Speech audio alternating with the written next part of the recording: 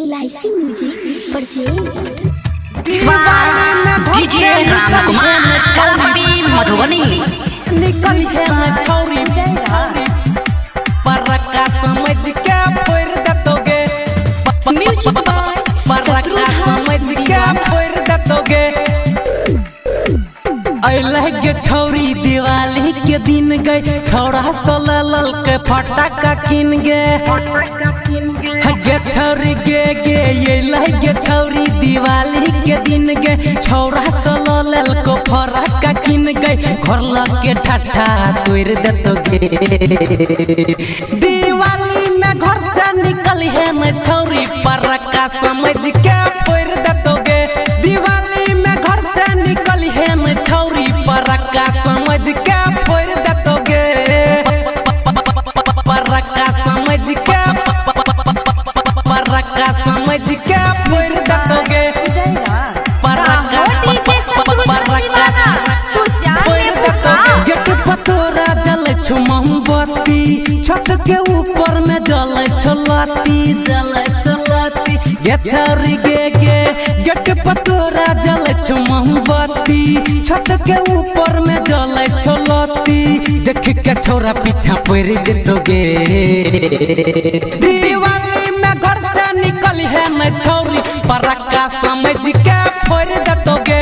दिवाली में घर से निकल है न छौरी परका समझ के फोड़ दतोगे परका समझ के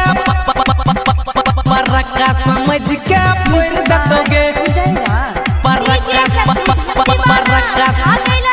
फोड़ दतोगे संगम संतोष पी के फलट गे राजू रंजन फोड़ दतलट गे गे छौरी गे संगम संतोष पी के फलट गे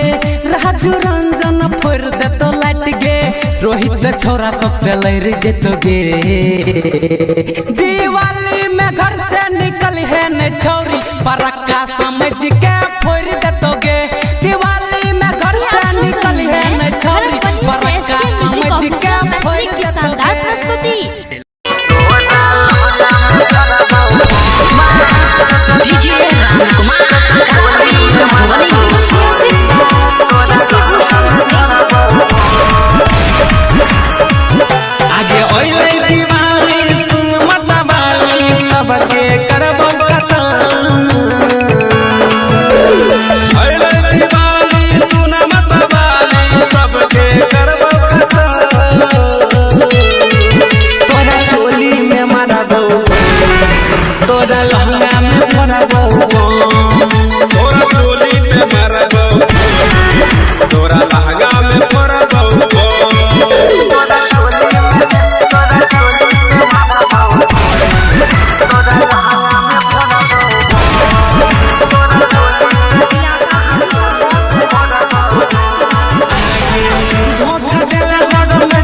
अब हटो बर्बादी के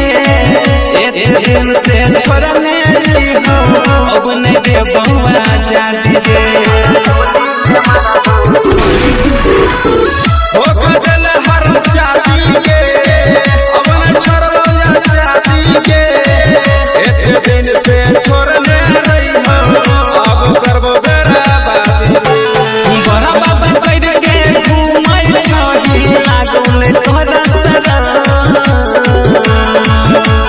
कर बर्बादी घूमल छही लागो ने तोरा सरा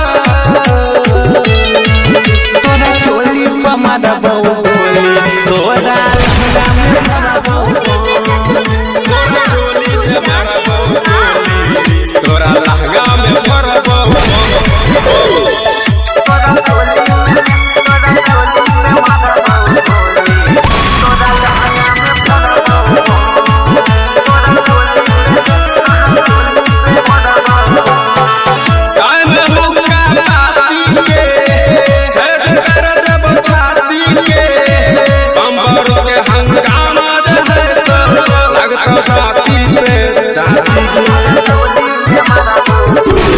टाइम मुक्का पाती के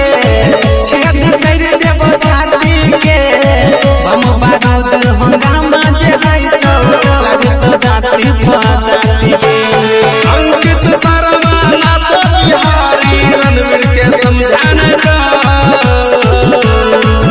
आगे दिसिया